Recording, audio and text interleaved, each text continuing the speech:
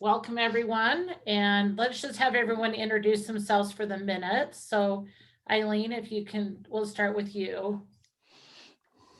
Okay, Eileen Black here as a newer member of the committee. All right, Ken. Ken Ransom. What do you just to say? Just I'd introduce ourselves. Is that what you said? Yes, please. All right. Yeah, Ken Ransom, and happy to be here. Thank you. Steve. I hit the video so you can see I'm not working. Who knows what's going on? You're yellow. Yep, there you go. Oh, you know why? Got a sticky How's note in that? front of it. Yeah, I got the notepad in front of it. Oh, that's funny.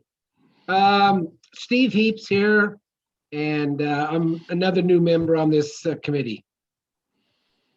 Thank you. And Joey. Hi, Joey Elisa. I've been on the committee, I think 3 years now. Well, thank you for joining us. Joey and Ken have been out, CDBG'd out probably this time. So No, I'm I gonna love it. It's so interesting. It is really interesting, I think, to learn about all these different organizations and what they're doing and how this money helps them. I think it's a good thing. So can everyone read the minutes? Yes, Can I get a motion to approve the minutes? I'll motion to approve the minutes. Thanks, Joey. Can we get a second? Can I second or can I not second? Yeah, I think you're okay. Okay, I'll second it. All right, all in favor? Aye. Aye. Any opposed? Any abstentions?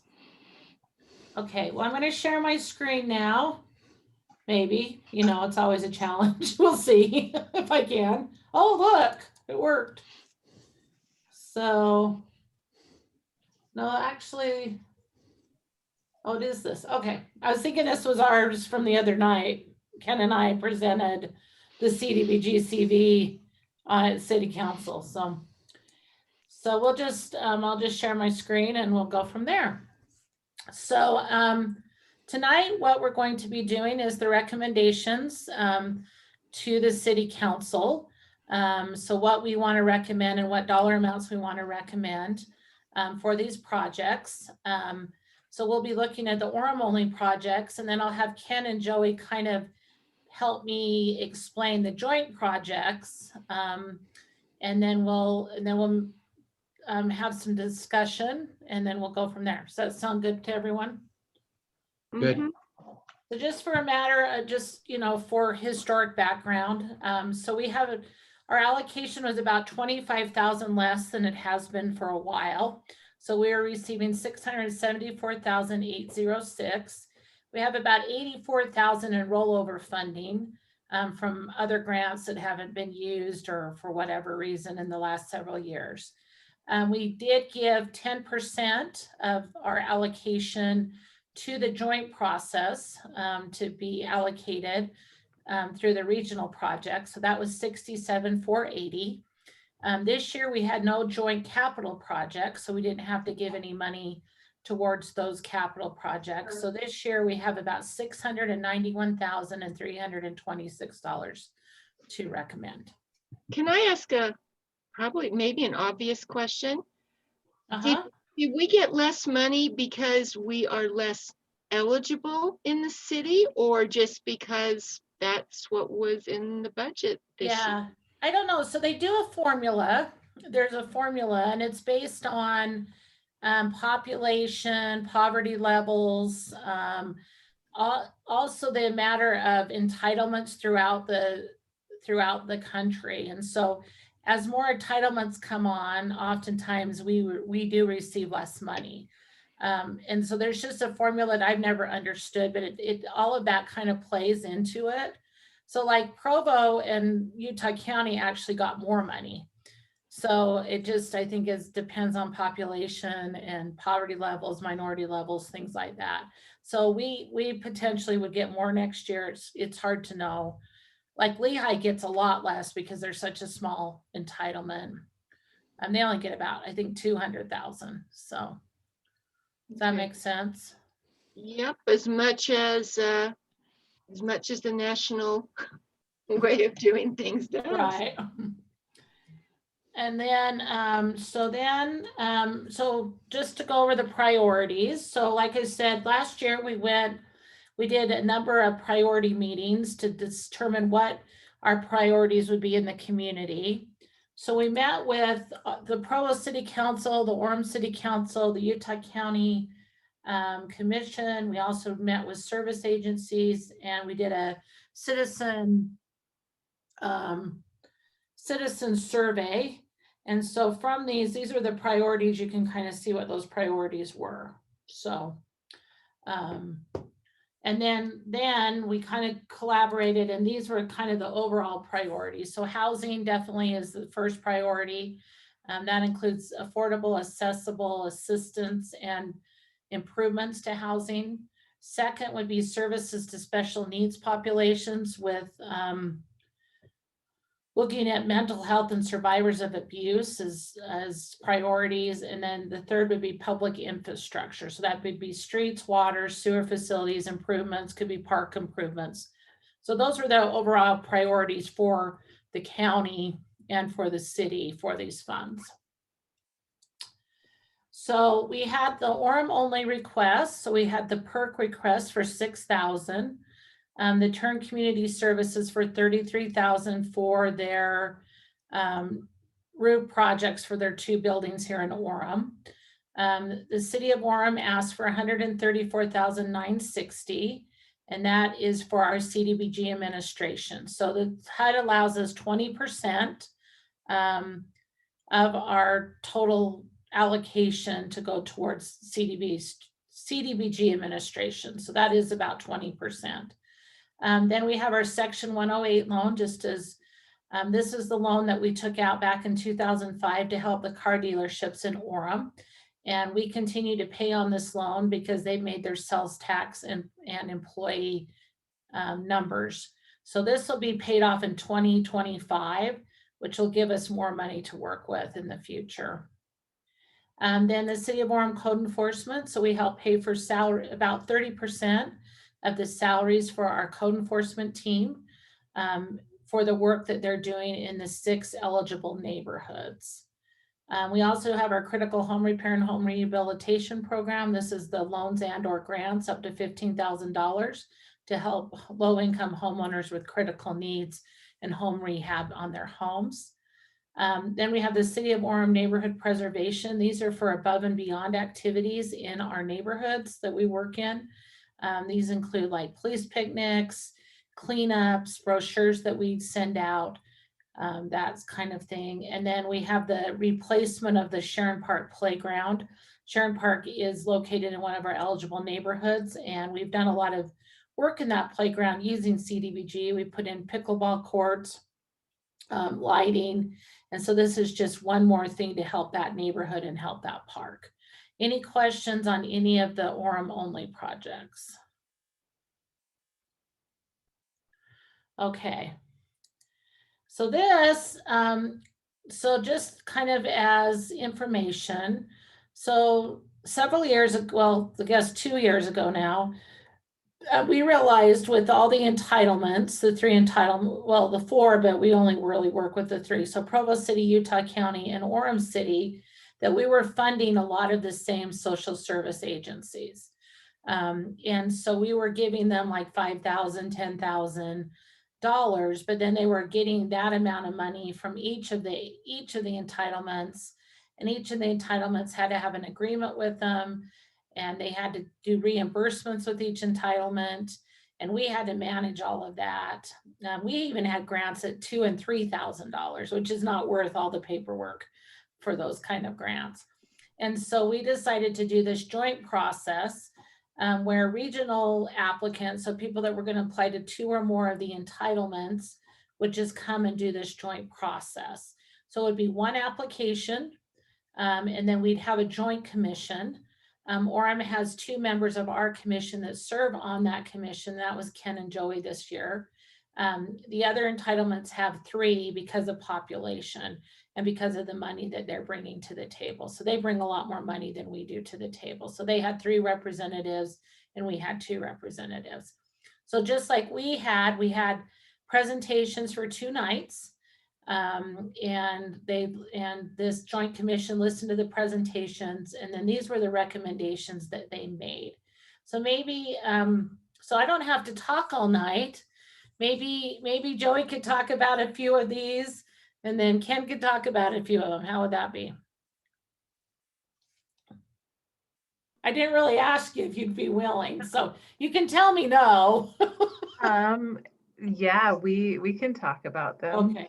So Joey, if you want to talk about like the first 5 and then Ken talk about them, you can just kind of tell what the projects are and stuff. And then we can go from there. Okay, that's assuming I remember the project. I'll help you. Okay, thank you. Okay, Friends of the Coalition, that's the homeless shelter in South Provo, correct? And they The transitional housing program, but it's transitional housing program. yeah, Yes. it's the hot meal soup kitchen as well. Yes. So I think we were just giving them money for more meals this year, right? It's to pay salaries for some of their meal. Oh yeah, prep to pay people. the salaries for their meal prep. And they have a long track record of really using CDBG funds just really well. And they provide a service that you really don't find anywhere else in Utah County. So they're very needed in the role they play. Rocky Mountain University of Health Professions Foundations. So this university, it's for medical professions. They have a bunch of students going to school there. They have a physical therapy clinic, and their physical therapy clinic takes in people who've been recommended by the low income medical clinic. What is the name of that, Kenna? I'm so sorry.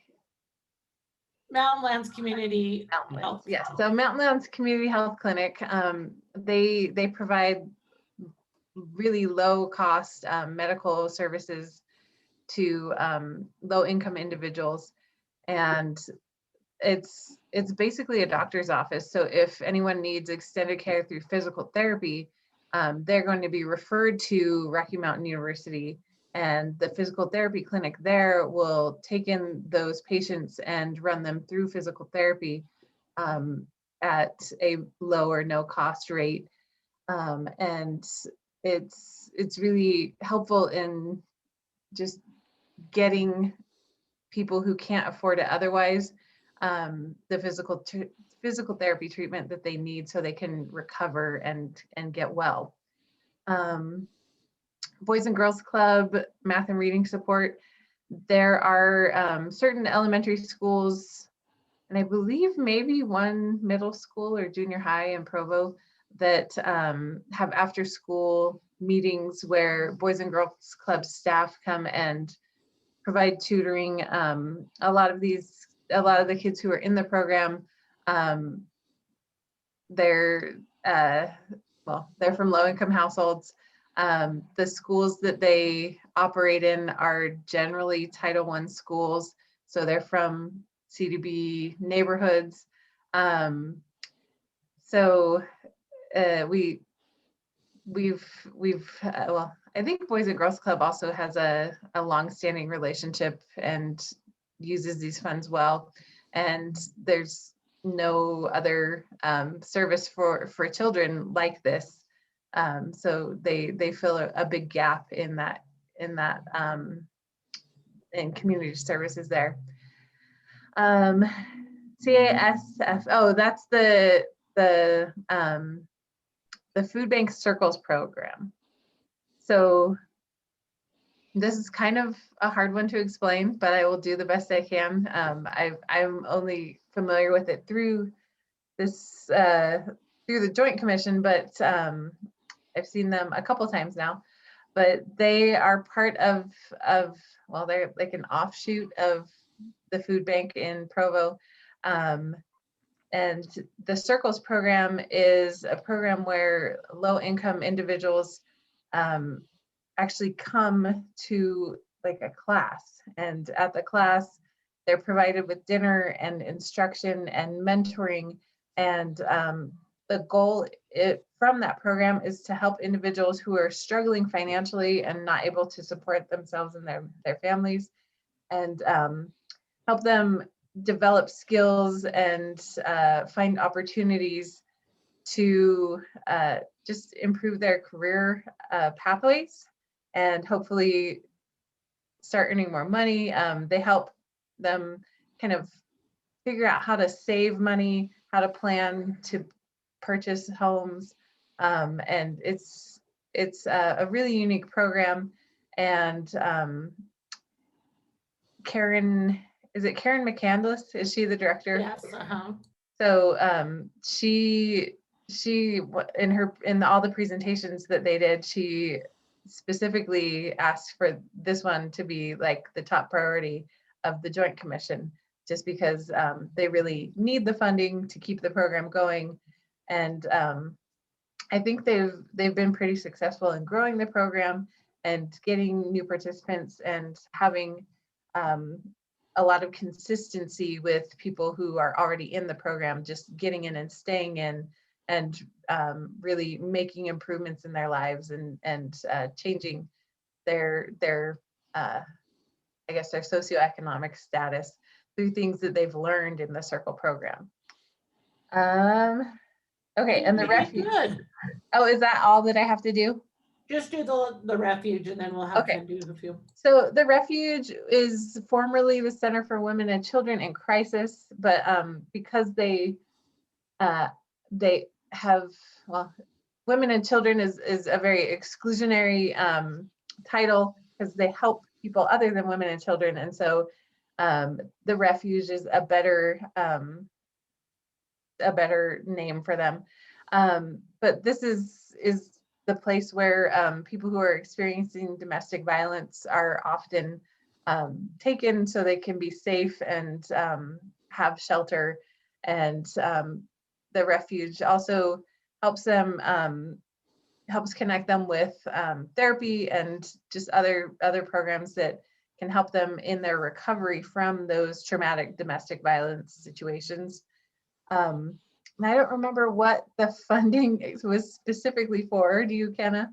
Usually for administration or administrative kind of thing. Okay. Yeah. And this is Utah County's really one site that provides support and shelter for domestic violence victims. So it's really important to that they stay open and keep operating, especially through COVID, because there's been an increase in domestic violence as people are kind of together all the time. And it's really important to have a safe place where people can go. You did good, Joey. Thank you. Thanks. What is the difference? Do you want to talk about a few, Ken? I think Eileen maybe had a question. Oh, Eileen, do you have a question? Sorry. What is the difference between the refuge and is it the House of Hope that we were talking about the other day? Yeah, so House of Hope is an addiction recovery center for women or women with children. Okay. So that's the difference. This is a domestic violence shelter. Okay, got it. Thank you. You're welcome. All right, I think she left off on community action, housing support. Is that where I am? All right, so she already talked about one of they had 3 applications because they have 3 different programs they're applying for. And on this one, as I recall, Kenna, they were, they doing mortgage assistance on that They one? do all kinds of housing assistance. Yeah. From homeless services to rental to mortgage assistance. Yeah, so they do, in our view, they did and do a lot of things that are important, and we're willing to fund them. So we did make a funding recommendation for their programs that they do under housing support, especially right now with the pandemic and the issues that people are having with housing, rising homelessness, et cetera. So we felt like that was And of course, we would have given pretty much all these more money if we'd had more money, but. And then on the Friends of the Children's Justice Center, I toured this with Kenna last year. And it's unfortunate that a place like this has to exist, but they do a very important role in the community. They're, I think we would all given them, as much as they wanted, but as you can see, they got a pretty high, a high ground recommendation. So when children are sexually abused, this is a place where they can go to be interviewed for exams, that type of thing, and it's important service for the community. And like I said, it's there's probably no better way to say it. It's sad that and unfortunate that such a place needs to exist, but they do an important thing for our community. So we felt strongly about funding them at a high amount.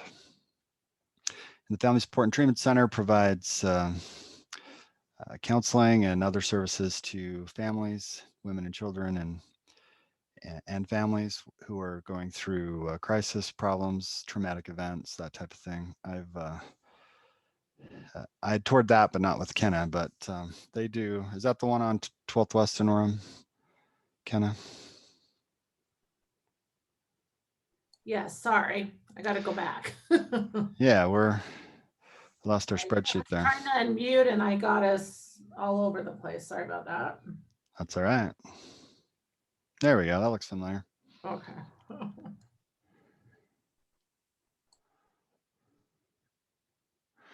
And in that Provo That's- Police Department one, I don't Yeah, remember just- that one. Yeah, that one they didn't. I don't know why he left that one on because that was a Provo only project. Yeah. Right. And then this is the third Community Action Services Food Bank program, their food bank support. And were they trying to set up pantries outside of their regular location, I think? Is that what they were doing, Kenna? Yeah, they're this, and then outside of there too. They're looking actually to do a pantry in North County. Yeah.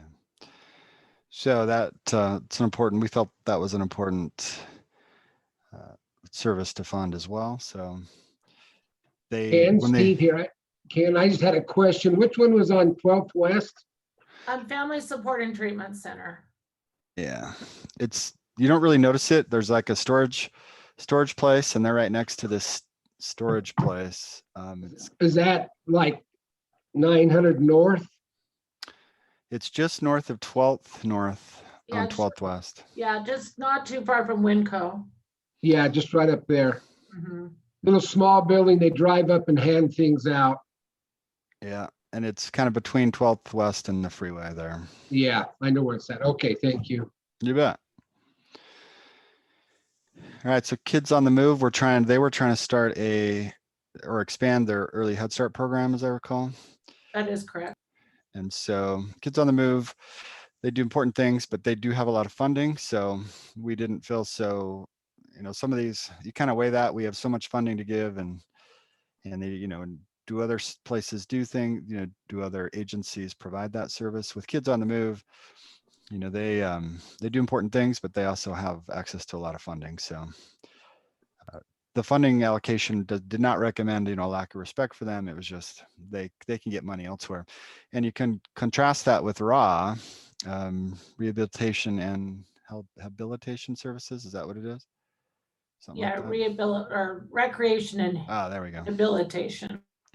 So they serve disabled and challenged persons, and there aren't a lot of places that do what they do, and also they don't have access to a lot of funding. So, that balance thing again. So we felt like since they have such limited funding that they don't have the Kids on the Move can just go get money elsewhere likely, but RAW, there's only a couple people in their program and that run it, and they just don't have the administrative ability to go out and get more funding. So, but they provide services to disabled and otherwise challenged people and their caregivers, give them respite and that type of thing, and support them, and so that's something that our community needs, we thought. Okay, well, I can finish off then if Okay. you want me to. Sure. Thank you very much, you two. You did well. You listened to your presentation, so thank you. Big Brothers Big Sisters. This is a mentoring program where they basically say they provide a mentor a big for a little. So these are, you know, kids that low income kids that are at risk, and they're assigned a mentor, a boy or a girl, to help them, kind of like a big brother, big sister. And this is for their program in Utah County. They're growing their program down here. And so they wanted funding for that. Project Read is an adult literacy program. It's our only adult literacy program here in Utah County. So for adults, they try to get them reading at a 9th grade level. So they have mentors, people, volunteers in the community that help these people learn how to read. And so she's been a long-term applicant and does a really good job with this money. And they don't get a lot of money either. Then Central Hispano actually had 3 requests. So Central Hispano is kind of the community center for the Latinx and Hispanic communities here in Utah County. Their first request was for citizen preparation. So this is to help families or help individuals who want to become U.S. citizens do preparation, get ready to take the test. The second one would be for community resources, just providing those resources to their clientele. And the third one was for driver's education. So to help the minorities help get their driver's licenses to do driver's education. And the last one Joey kind of talked about already, but it was Mountain Lands Community Health Center. So Mountain Lands Community Health Center is kind of the low-income health center here, and it's in Provo, but it's for Utah County. And they actually have a few locations. They have one on the Ironton Road across from the cemetery, the old, I think it was a Safeway several years ago. They also have a location at Wasatch Mental Health up on, let's see, Freedom Boulevard, about 800 North. And then they also have a clinic at the Food and Care Coalition. And so they provide low-income families, uninsured families, families that aren't on Medicaid or can be on Medicaid, but usually aren't, on a sliding scale fee to get the health care that they need. So they offer mental health care, they have dental, and they have regular health care. They deliver a lot of babies, we'll say that. So it's a good organization. So they were just asking for funding to help provide these services. So any questions on any of those? Okay, so then what we did is you kind of can see what they received in 2020, so this year. You can see what their request was, and then we went in and divided the funding among the different entitlements based on the amount of money that we could bring to the table. And then you can kind of see what their award amount is, and then like their total score. So they were scored just like ours, just like our Orem applicants were scored. So the staff scored them, and then the commission scored them. So you can kind of see their scores here. And then what we did is, like I said, we went through to see who could fund what, and we were assigned Kids on the Move. And the commission decided, instead of funding all of Central Hispano's requests, that they would just fund an amount of $55,000, and they could use that however they wanted to between those 3 programs. So that was what the commission decided to do. And then, not that we want to do this, but it ended up this way. We're going to have to divide Mountain Lands between the 3 of us.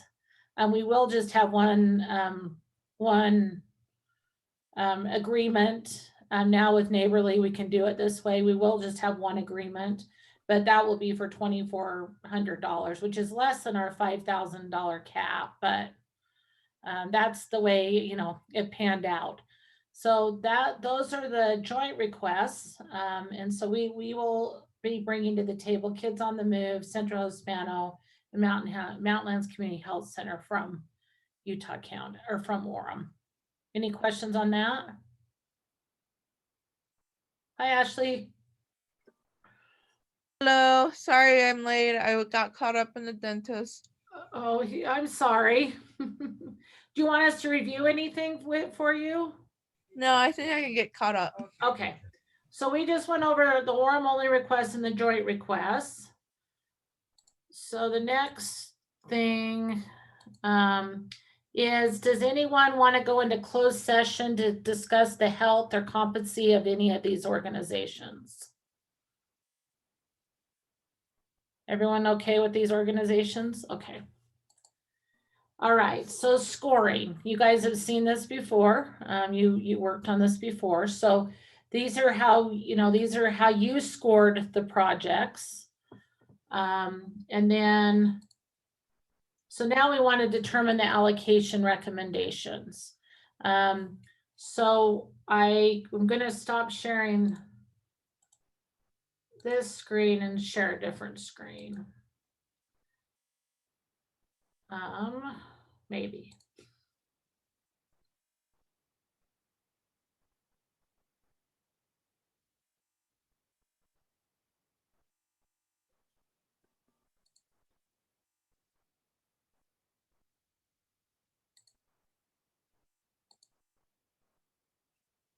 Okay, does anyone know how to share a tab in Zoom? You can do it in Google Meet.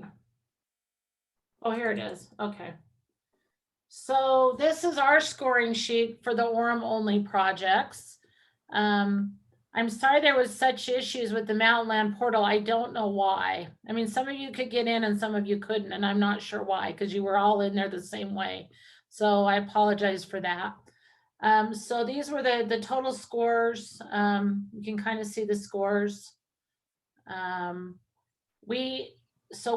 The staff scored them, or I scored them based on their LMI benefit, the nature of their project. So if it's not a new project, they score a 1, which is the lowest.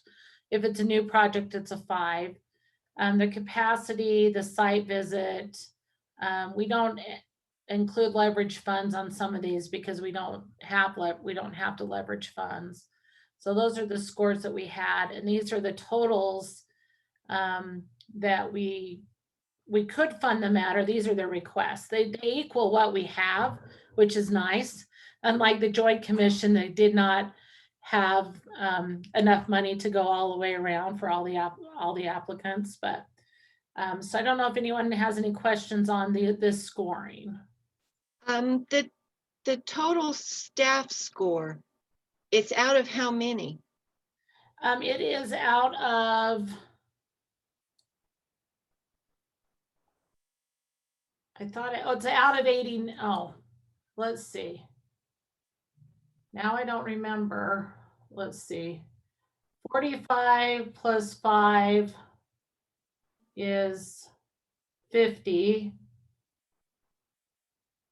55, 60.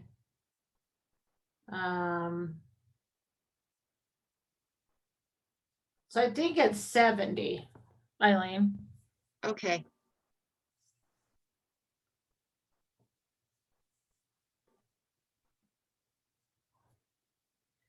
So does anyone have any questions on that? The low score on PERC, is that because it's not reaching the people we want it to reach as well as we'd like? Yeah, so they're not serving as many LMI clients as we'd like them to. They're only hitting about a little under 60%. And we've encouraged them to start marketing it in low-income communities, some of the low-income schools, to bring that rate up. So that's why they're so low, is that they don't serve as many LMI clients as we would like them to. Okay. So does anyone want to make any changes to this? Do we want to move money around in any way? Well, Ken, I was going to just add about PERC. We like I mentioned before, we balance. With PERC, this is their only source of funding, and I do think it's a valuable service. They do, and certainly there's things they could do better. And I certainly would like to see us fund them at this amount, and especially since they don't have they don't have any other funding. So I would like to keep PERC at this level. And I do support funding that at a recommended level. Thank you, Ken. And just as we have, this is actually this is an 18-month grant. So they don't come back and not next round, they'll come back the next round for funding. 2 years, yeah, that's what she said. Yeah, we're trying to keep it over $5,000, our requests. So they're ones that we were funding at $2,000 and $3,000 a year or less before.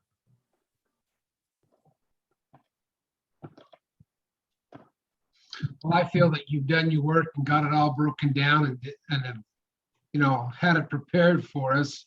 I feel good about all of them, and I'm okay with the way it stands.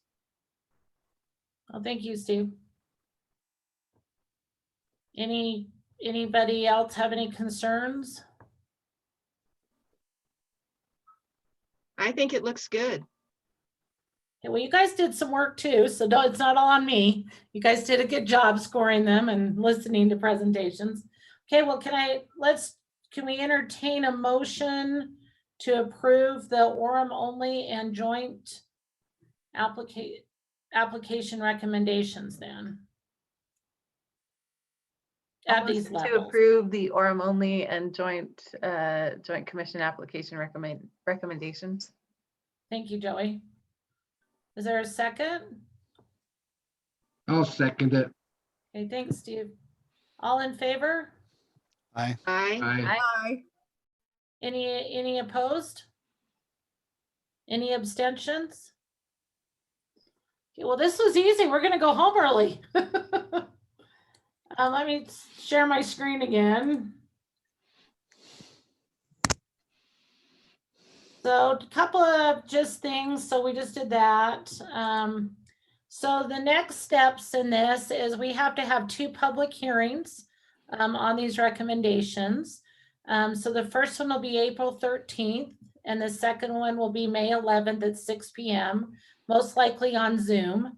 Potentially the May 11th one might be in person, but right now they've been on Zoom. If you guys want to participate in that, Ken will be making those recommendations. He's getting really good at this with the council likes him. They really like him a lot. It's great.